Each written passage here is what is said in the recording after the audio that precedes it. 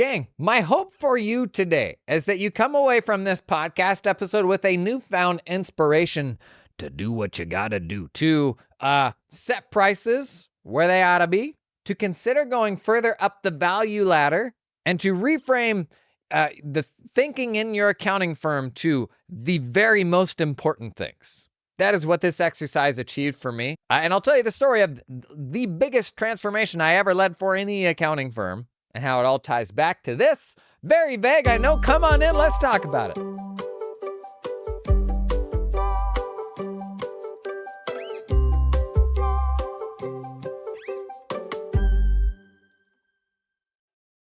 It all comes down to the maths of it.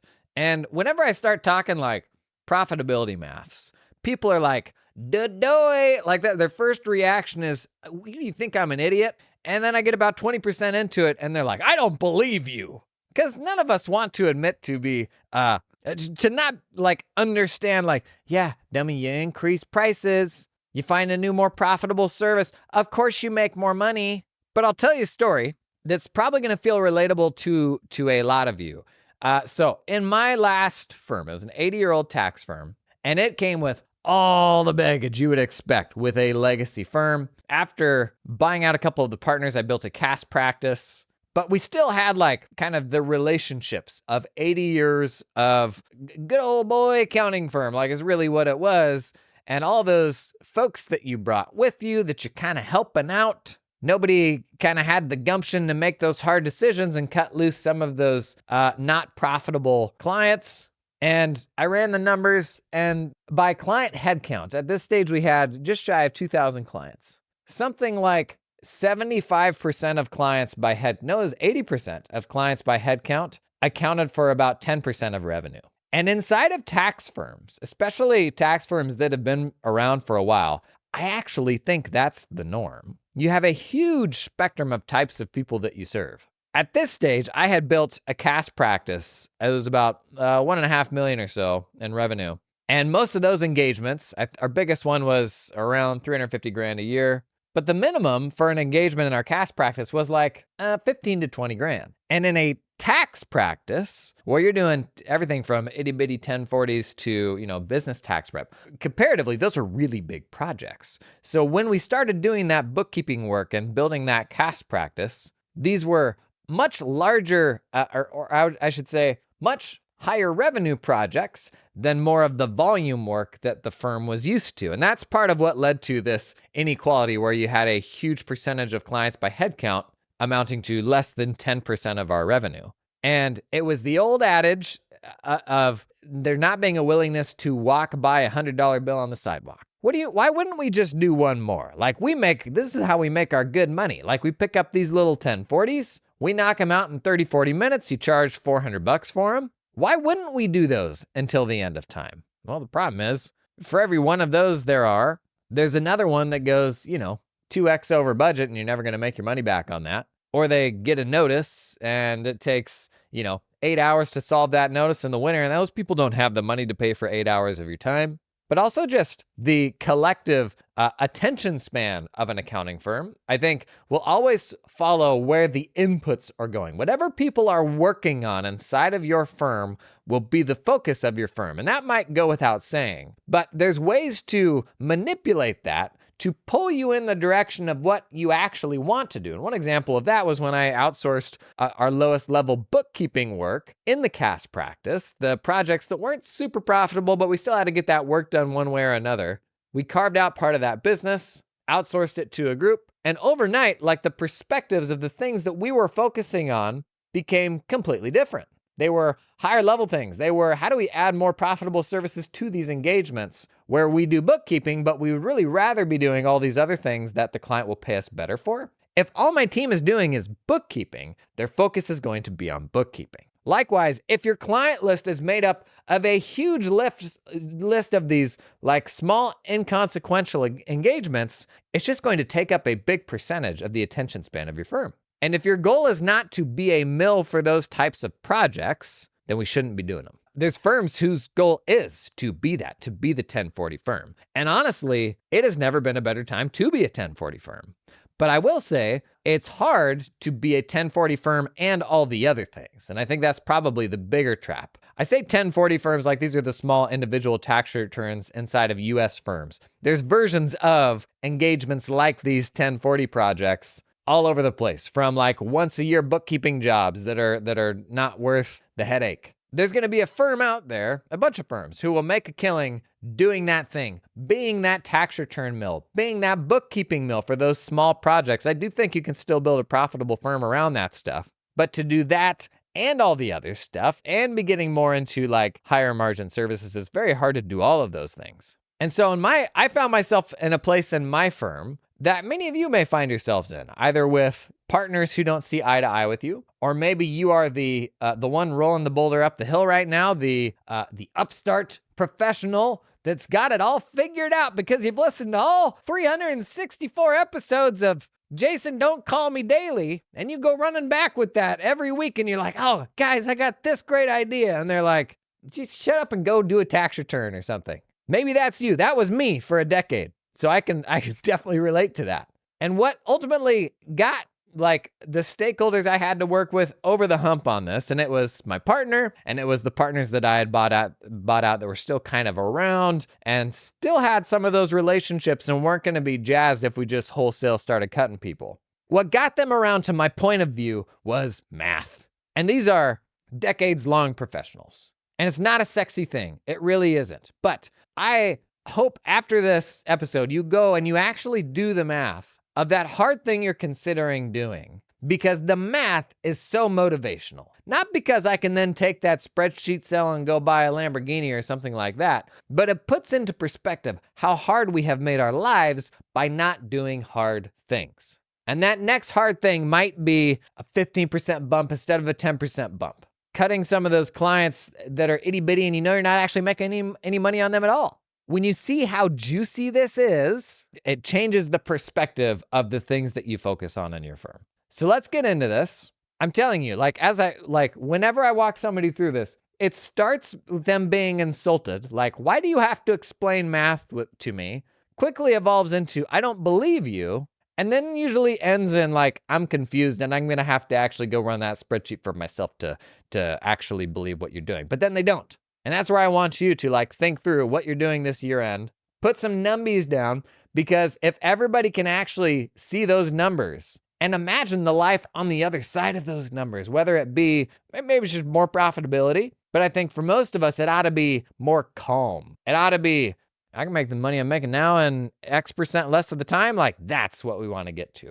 So some basic examples here. The old adage, which I pick on quite a bit, the notion, if you double your prices and you go home at noon, is patently false. The only scenario where that applies is if your business runs at 100% margin, if you have no costs. If you have any costs, and you do, then doubling your prices, it's juicier than that. You go home before noon. We're going to circle back to that, like literally the time that you would go home. But first, just some very basic, just to kind of get the old brain juices flowing, very basic scenarios. Now, the beauty of price increases, this is maybe the most obvious thing I'll say, price increases go straight to your bottom line. We love to talk about workflow. Boy, do we love talking about workflow and software and tech and this and that and this. Like, I love it as much as the next person. But improvements in workflow might help you out on the expense side, but most people aren't going to cut staff when they nail their workflow. If anything, they're going to pay more because they're paying more for software now. It might let you serve more clients. But the only thing that's universally going to put more money in your pocket or give you more flexibility on, do I really want to take this much work into next year, is top line, is the price. So 50% margin firm. Let's say our firm's making $10 a year, top line revenue. We do a 10% bump across the board. We're making $11, not making $11. Our top line revenue is $11 at that point. But our costs are still $5 because this was a 50% margin firm. We've gone from making $5 to making $6. Nice work. That is a 10% increase to the top line, but a 20% increase to the bottom line from $5 to $6. And this is the worst of all the scenarios we're going to get through, because I know your firm isn't running at a 50% margin unless you're like a solo operator. 30% margin firm, they're making $10 a year, clearing $3 a year, right? Because 30% margin, so they're making $3. Same 10% increase to the top line. Top line goes from $10 to $11. Bottom line goes from $3 to $4. This is a 33% increase in profitability. Let's do 20% margin because I think most firms are probably in this 20 to 30% margin range. Same facts here. Your top line is $10 a year. Increase rate's 10%. Your bottom line increases from $2 to $3, which is a 50% increase in profit. Instead of having $10 of revenue and $8 of expenses and making $2, you're now making $11 of revenue, the same $8 of expenses, and you're making $3 a year. Nice work. So you're up from $2 a year to $3 a year. Why is that significant? Buddy, that's a 50% increase in profit on only a 10% price increase top line.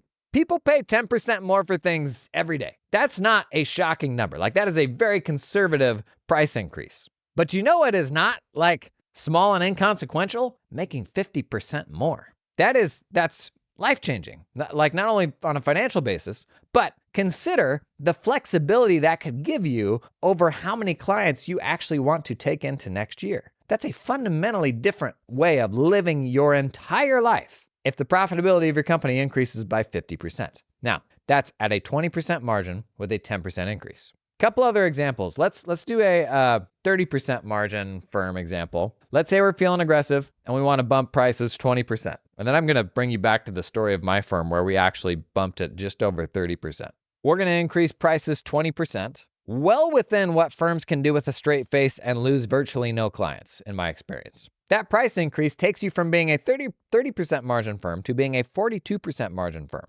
You're making $5 this year instead of $3 last year, a 66% increase in profit. I would advise you don't take that 66% and go put it in the bank. I would advise you dial it back, refocus your efforts on okay, I've tasted the rainbow. All I did was increase prices 20% in my 30 margin firm, and my profits increased by 2/3 for the entire year. Maybe I need to hit pause, do a little less, and figure out how to get the next 20% price increase. That's very quickly where this all goes.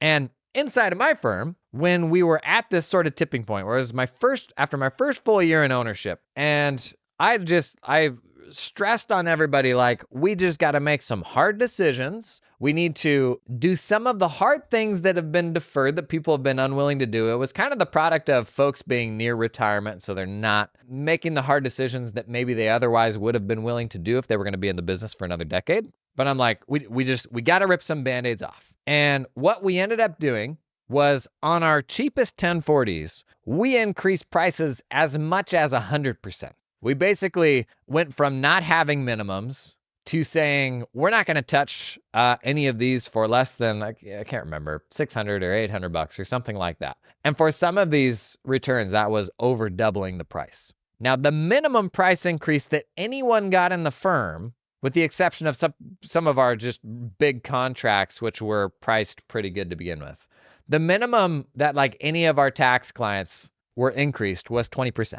So basically, we set new minimums. The returns that were under those minimums were increased substantially. The thinking being, if they leave, not a big deal. But across the board, everything else was increased 20%, in some cases more. And the concerns were everything that you would expect. Your mind first goes to, well, what if everybody just leaves and we're hosed? I would actually argue that's less of a concern for most people than it is the personal fallout. Feeling like these folks are going to leave and feel hard done by your decision. I think that's actually the bigger concern that people have, more of the human loss of credibility. What if I bump into that person at the bagel shop or at church or at the boat ramp, wherever that is? I actually think that's probably front of mind for most people. But to keep things in perspective, you run into business. We're talking about a decision that the business has to make for the health of the business.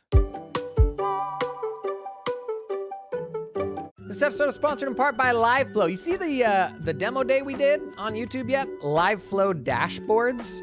Encourage you to check it out. It's all of a 7-minute demo showing off LiveFlow's new release. Super simplified, easy to use financial dashboards. Gonna feel super familiar for anyone that's used that LiveFlow product before. Connects your QBO, your Xero to your Google Sheets or your Excel. Immediately have this picker to be able to pull any old data from any of your connected client files, But now we can pull them into these like super flexible little widgets, like in a dashboard view. You literally just share a link with the client. Went through some cool examples in that video of like clients I had that were more like tradespeople that wanted mobile updates, and I would text them something every morning. Man, I could make a little mobile-friendly dashboard where they could hop in, and as long as the underlying accounting ledger is up to date, they could see some really cool insights there that you customize yourself. Templatize, turn that dashboard into a template, and then literally just from a drop-down, connect another company or company consolidation, and it populates the same dashboard with that different company data. Super cool stuff. If you haven't seen that demo day yet, just go over to YouTube. How would I find it? I'd probably search Jason LiveFlow Dashboards. Pretty cool release from the folks at LiveFlow. Learn more about them, check out the link down in the show notes. This episode is sponsored in part by Carbon, the practice management system. 2025 recommendations just went out. You better believe Carbon was on the list. Can I devote this whole ad read to their practice marketplace that they launched? I'm not supposed to do this, but this is my show. I'm gonna do it. Carbon released maybe the smartest thing that I saw this year, and that's not an exaggeration. It is a platform for buying and selling carbon firms. And the only people that can have access are carbon users. You go in, you see other firms that carbon users have listed. Because isn't that such a huge part of doing acquisitions is tech migrations? Oh my gosh. Do your tech stacks align? Makes a really, really big difference.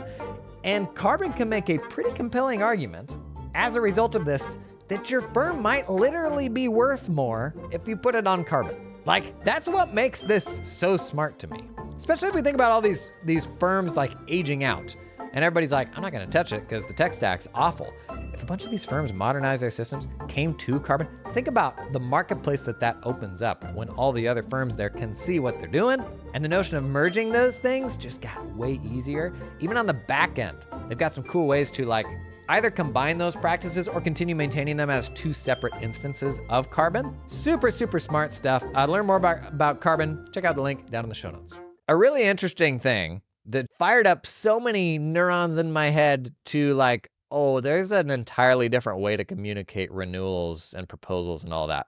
I wouldn't say it was the sob letter. I think if I read it again, I would feel a little bit ashamed. But we put a letter on the front because it was we're increasing prices. This is actually the first year we switched to all of those engagements being on a proposal, cloud-based payment proposal platform to everything to date. Before that had been built after the fact by the partners, and we moved 1,500 engagements to them getting the proposal up front and having to put in a payment method, and then we immediately pulled that money at the end of the project. I hear a lot of firms say migrating to a platform like that isn't realistic because my firm is too big or this or that. There's no such thing. And I cannot tell you, this is a total tangent now, what a huge win this was if you compare to the traditional approach of firms where your biggest, most expensive, most time-scarce people are the ones billing every single engagement. What we did instead was we worked in this increase that was happening across the board, and we made it very clear when we sent that out to clients, this is assuming the same scope as past years. And this is the biggest pushback people always have is, well, you don't know how much work it is until you've done the work. The reality is 90% of the time it doesn't change that much.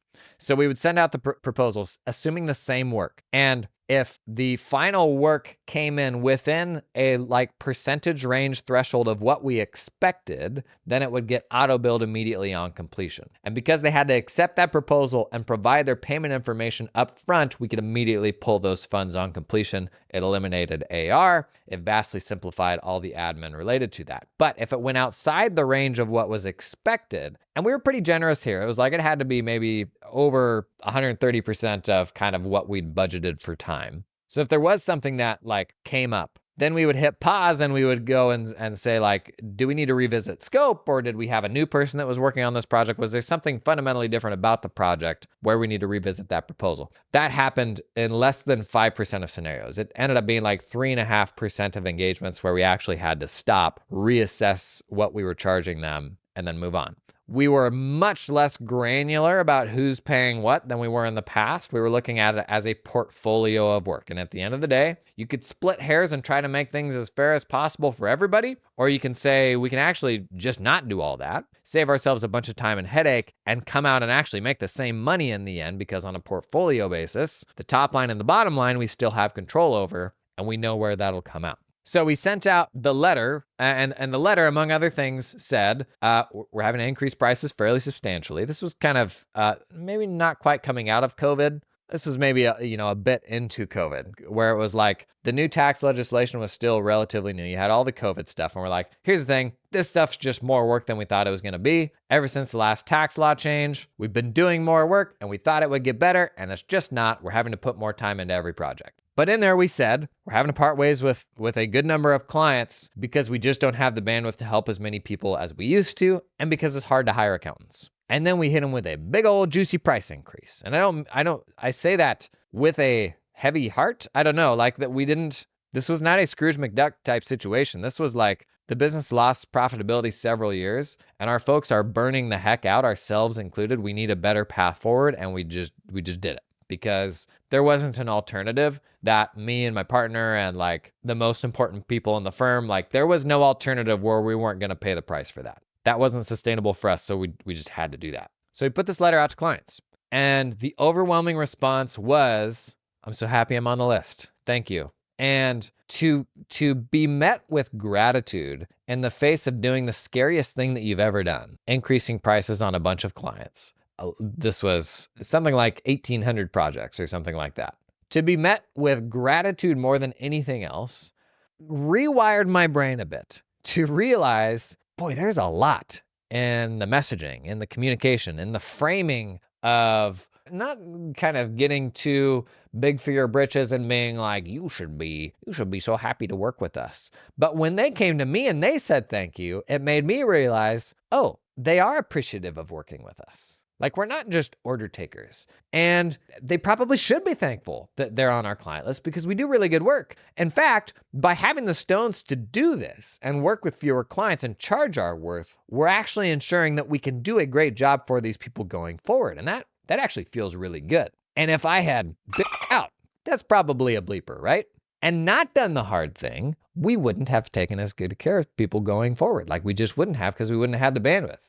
And this is the thing that a lot of people get stuck between, is they think increasing prices on someone is not taking care of them, is wronging them, when it's like, what's the alternative? What else are you going to do? And within our firm, in our biggest, scariest time, like in COVID and all that stuff, we got to a place where the firm was, I think it was more profitable than it had been the prior year, serving way fewer clients than we had the prior year. And we did all the numbers. Like, we tried to do it as responsible as we could. We could afford a massive loss in client volume and still be just fine. If that happens, the worst case scenario, doing 60% as much work and still making the same money, how is that a worst case? That is not a bad scenario. That is a win-win scenario as far as I was concerned. And by actually going through and doing the numbers and mapping all that stuff out and putting it up and forcing people to look at the math and put their nose into it until they understood it and then make them talk me out of it, like, that was how I got everybody on board with it.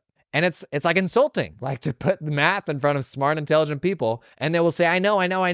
And then you say, but you don't. So, like, here are all of the scenarios. Tell me why this isn't a no-brainer. And when you're like up against people who don't want to go too far outside of the comfort zone of what they've always done year over year, cost of living bumps, whatever it is, inflation bumps, when you're up against those people, like, you can talk tech, you can talk lifestyle, you can talk about all these other things. Nothing beats the math. Nothing beats putting that in front of them to prove your point. I want to run you through a little bit more maths and then kind of pull away from the maths and say, how does this reshape our perspective for how we run our firms? Let's say what if you did double your price? Just hypothetically. Could you do that with a straight face? Most of us probably not. I will say universally across the board, all of the people who do hard, dramatic price increases, and they're afraid that everybody will be PO'd and leave, near universally, every single time that happens, people are surprised at how few clients leave. There's an evil person who will hear that as, I'm gonna abuse this. Don't abuse that. But know that the voice inside of your head that is saying everyone will leave, that voice is probably wrong and louder than it ought to be. And if you're in a situation that isn't sustainable, where you're running yourself into the ground, family's not happy with how much you're home, and it's hard for you to visualize doing another year of what you just did, then I think you got to pay attention. Like, I think you need to take that really seriously. Maybe not doubling your prices. But I think the main thing I try to get people turned on to is the fact that price increases have a greater impact on profitability than we realize, which is a very dumb and kind of obvious thing to say. But looking at a 50% margin firm, what if you did double your prices? When would you go home? Let's go with the 9 to 5 work schedule, the 8 to 4 work schedule. Because there, if you have no costs and you double your price, you go home at noon, right? And make the same money because you're working 4 hours from 8 to 12. So let's say somebody's working from 8 to 4. Already laughable because they're an accountant, but just play along. If you run a firm at a 50% margin and you double your prices, what time do you go home and make the same money? So we're assuming revenue is, linear with the amount of time that you work, and we're assuming costs are linear as well, which isn't perfect, but stick with me for the science experiment. 50% margin firm, you double your prices, you don't go home at noon, you go home at 10:40. You just worked from 8 to 10:40 in the morning and you're making the same money. 40% margin firm, double your price, you don't go home at noon, you go home at 10:15. 10:15 in the morning, what are you gonna do the rest of the day? All the golfers listening are like, oh, yes! I got more comments when I kind of crapped on golf than almost anything else, where I was like, at this stage of my life, I would just feel guilty golfing because my wife has a bunch of young kids. And I've started rationalizing, like, I can't wait till the kids are in school all day because then I can do something irresponsible and not feel guilty to my wife because she's not having to watch the kids at the same time. But then I'm like, yeah, you big jerk. Then you're just screwing around whenever the kids are at school, and then the kids get home and you're like, Daddy's got work to do. Like, what is this life? There's no escape. I guess that's kids for you. I don't have problems with golf. I want to golf. I can't figure out how. Okay, 40% margin firm. You double your prices. You go home at 10:15. 10:18? 10:15? My eyes are bad. It's either 15 or 18. 30% margin firm. Double your prices. You go home at 9:50. 20% margin firm, you're going home at 9:20. If there's people that really need to hear this, it is the lower margin firms. Hopefully this is a message of hope to say, oh my gosh, if we could just get there, like we're in an entirely different universe of profitability. 10% margin firm, you double your prices, you're going home at 8:43. An easy 45-minute, your Pomodoro timer hasn't even gone off twice yet. That was a good joke, and I stammered right in the middle of it. So lesson here, we think that like 50% increase in price or something like that is going to increase profit 50%. It doesn't. It's way more than that. So to put this in terms of renewals, which is what most of us are thinking about right now, let's think about a $1 million firm. A $1 million, 50% margin firm, so they're making $500,000 a year. You increase your prices 10%, you're taking home $600K a year now, a 20% increase. So it's easy math with a 50% margin firm. 10% increase on revenue, 20% increase on profit. Now, most of our firms, they're not 50% margin firm. Let's look at a 30% margin firm. A mere 10% increase in price. And this is a very small number as far as I'm concerned, 10%. A 10% increase in price in a 30% margin firm yields a 33% increase in profit. You don't believe me? $1 million firm in the base scenario, top line's $1 million, $700K in expenses. They're making $300K a year. 10% increase on price. They're now doing $1.1 million top line. Same $700K in expenses. They're now making $400K a year. $400K over $300K. That's a 33% increase. The further down a margin you go, the juicier that gets. A 20% margin firm. You increase your prices 10%. Your profit just went up by 50% from $200K to $300K in the case of $1 million firm. That's life-changing. Let's look at a 30% margin firm just to be conservative. You increase your price a mere 10% in a 30% margin firm. Your profitability increases by 33%. So you're making $400K instead of $300K. Wouldn't it be nice if you cut a quarter off of your business and then made the same money? Wouldn't that be nice? That sounds real juicy if you're happy with the amount of money that you're making right now and you're like, I don't need to make any more, but I need to not have a quadruple bypass by the time I'm 29. And if that's you, then increase prices, chop that client list down. I guarantee you increase your prices 10%. A third of your clients or a quarter of your clients will not go walking. But now that you make $400K, $100K more than you made last year, consider, do I need that extra $100K? What would make you more happy? This is a great thought experiment.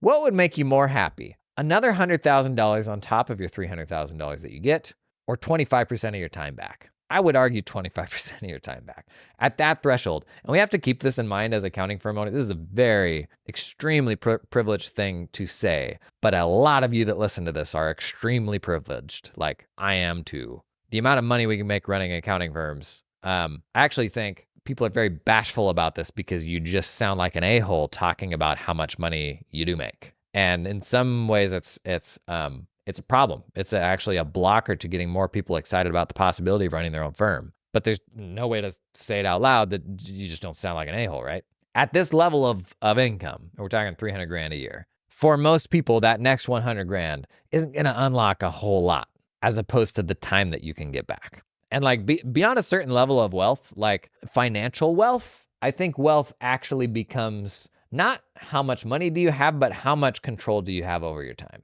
Because if you could look at, if your 5 or 10-year-old self could look at what you're doing now and you're like, holy smokes, you're a freaking badass. I could have never imagined making that much money. Like, you're crushing it. Nice work. Like, you must lounge around and like have a nice back deck where you sit in the sun and you do all sorts of nice things. And a lot of people are like, no, I'm actually just work. And I don't actually have any control over my time because I have a whole bunch of people that now need things from me and expect me to be at work at X time. And I'm actually more chained to my obligations than I've ever been before. And I think there's a stage of life where it's like, you don't have any other choice. And like, that's what's putting like food on the table. You don't have the luxury of anything else. But too often we get past that threshold and it's the only way that you know how to live. And you're like, what are you doing with that agency, that freedom? Like time, it has to be about time. And this is made worse by accountants generally kind of being cheapskates, I think. And I am too, like just generally cost sensitive people. And we're not willing to ever buy back time. Like that is true wealth in my mind, that freedom.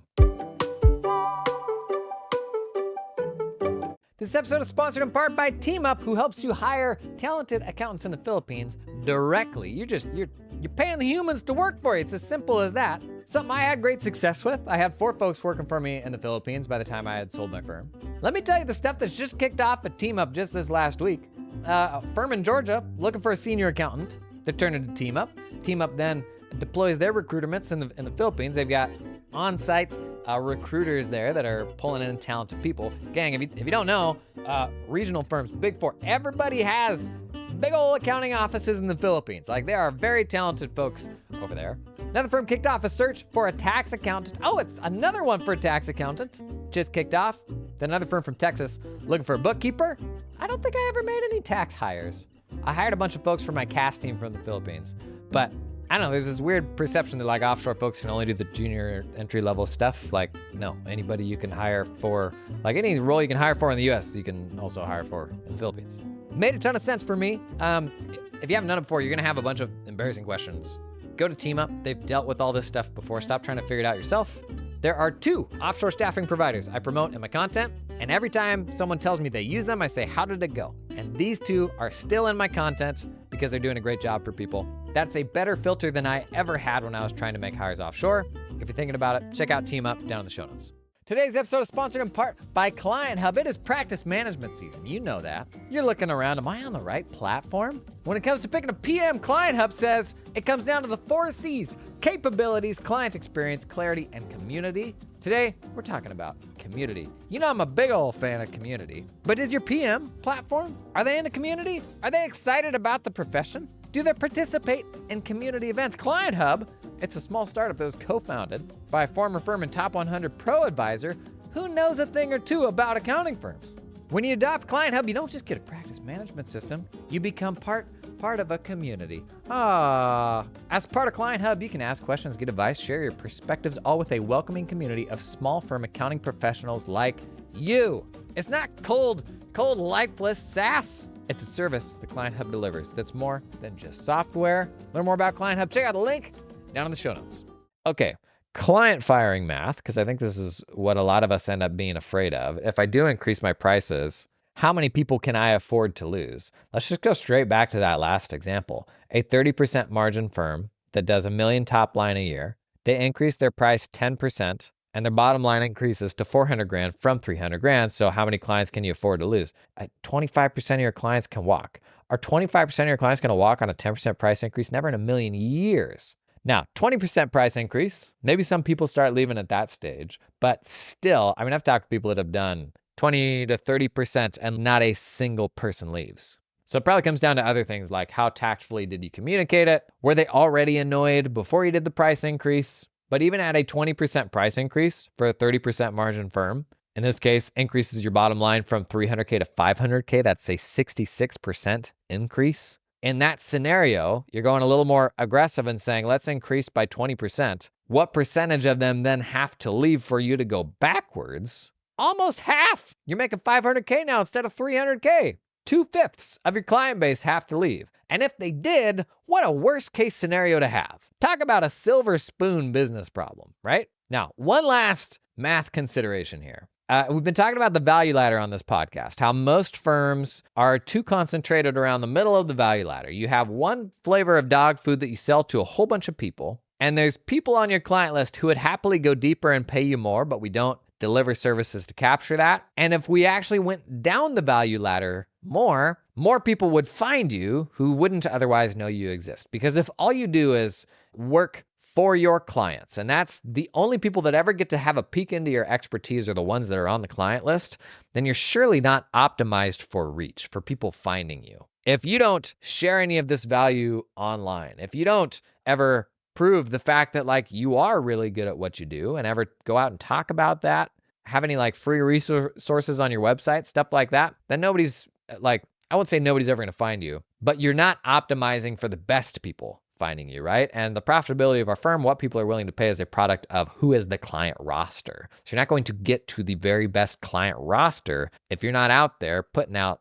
helpful things. And I think of that as the bottom of our value ladder, the stuff we give away for free or for very cheap. Now, let's talk about building higher on the value ladder.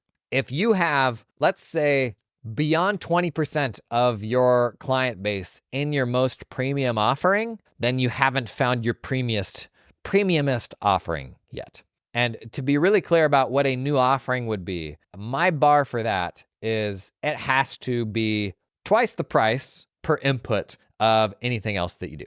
So for the folks that are willing to go higher, it's not enough to do more. I'm not just increasing the volume of work that I do for that person at the same level of profitability. Going up on the value ladder means you're paying even more, let's say 2x for the same level of inputs. So that work ought to be twice as profitable. And on everybody's client list, these clients exist. And because we're not giving them the choice, we don't know what they're willing to pay yet. In my firm, our most premium tax planning offering, we had like 350 people on it. Surely, of those 350 people, there were 60 who would have gone one level further. Now, what does that one level further look like? Maybe it feels more concierge. Maybe it's going deeper into technical stuff. Maybe it's more frequent planning. I think sometimes we're blocked on like, I don't know what more I can do for people. It could come down to how the client service is delivered. There's a more premium version of what you're doing. And if you have a good number of people that are at your most premium offering right now,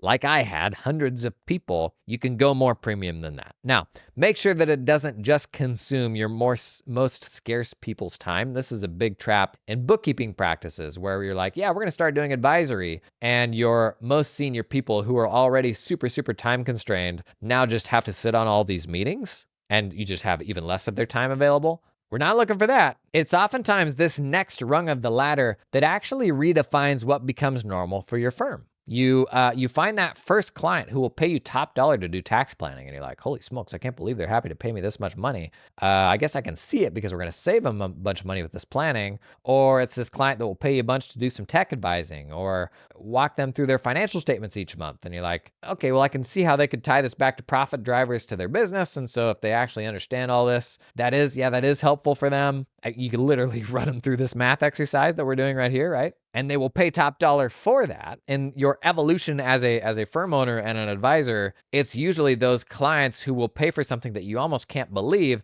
that then redefine the new normal. And then that is what your firm is growing into. That value ladder shows you the path towards, right now this is exceptional. We have a small number of people here, but this eventually becomes the norm. And unless you create that path to the exceptional into doing something more valuable, then you're never going to find it. Like that's how you get there. And it doesn't mean you're going to nail the service on the first try, and it may take a few different versions to see what people are going to be super excited about. But if it doesn't exist, you will never get there. If you're thinking about doing this, build this into your model of what does next year look like. Because if you can even get 5% of your client base to commit to an offering that's twice as profitable, that changes how you think about some other things. Maybe it changes how many clients you cut loose. Maybe it changes the price increase that you want to do on the rest of your clients for them to still be worthwhile if you do have this group of your current clients that will move on to this new, more profitable service. So I would encourage you, look at stacking, like working out the math of where are we going to be with the price increase of various different percentages,